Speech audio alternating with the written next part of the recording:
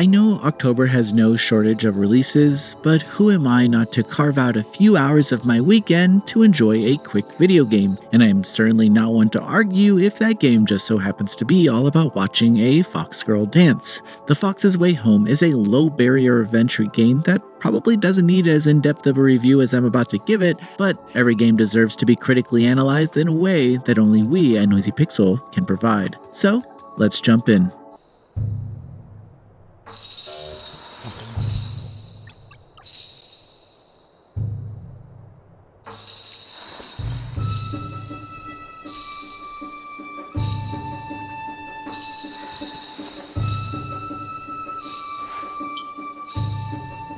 The Fox's Way Home will likely only take 30 minutes to complete, and replays will probably shorten that runtime.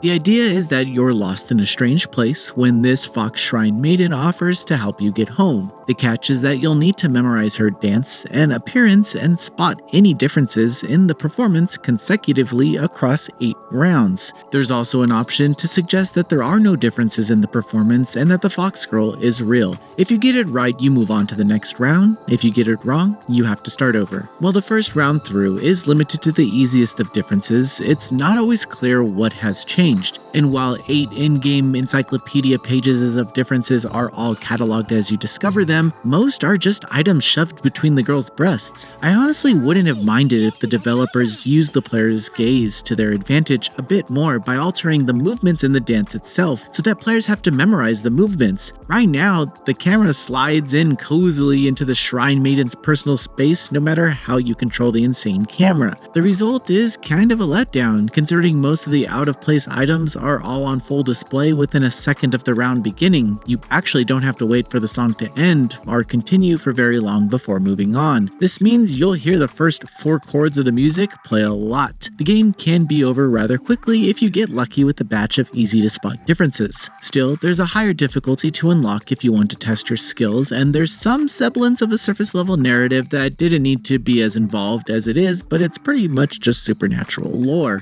My favorite differences were the optional costumes, but again, I feel like the developers are leaving a lot on the table by not adding in a mode where players can just watch the girls dance in a costume that they've unlocked. Saying that aloud may have revealed why they chose not to include it in the first place, but I think the choice should still be there.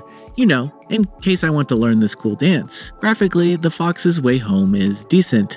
I thought the model of the only in-game character was nice, and the 4K graphic options was a good way to showcase the sharp visuals. There's only one environment, so there isn't much to discuss. All one could have hoped for in a game like this would be a photo mode and endless dance mode, and this game has neither at this time. While what's here is nice, I feel the target audience for these games would have completed everything in less than an hour. The only obstacle preventing players from 100%ing it that quickly is the randomness of the differences. Sometimes I see the same one each round, so I do wish that there was a way to force a new difference.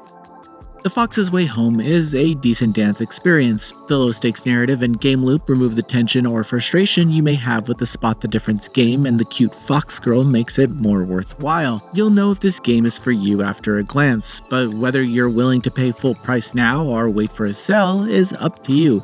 There's a few options and modes that I feel were left out that would make the post-game replayability easier to recommend, but as it stands, this game begins and ends rather too quickly. Noisy Pixel is giving The Fox's Way Home a 5.5 out of 10. Thanks for watching. This video is brought to you by our supporters on Patreon. Noisy Pixel is run by a group of gamers providing independent gaming coverage through news, reviews, previews, and more. Check out our Patreon to help support our continued growth and subscribe to keep up with all our future content.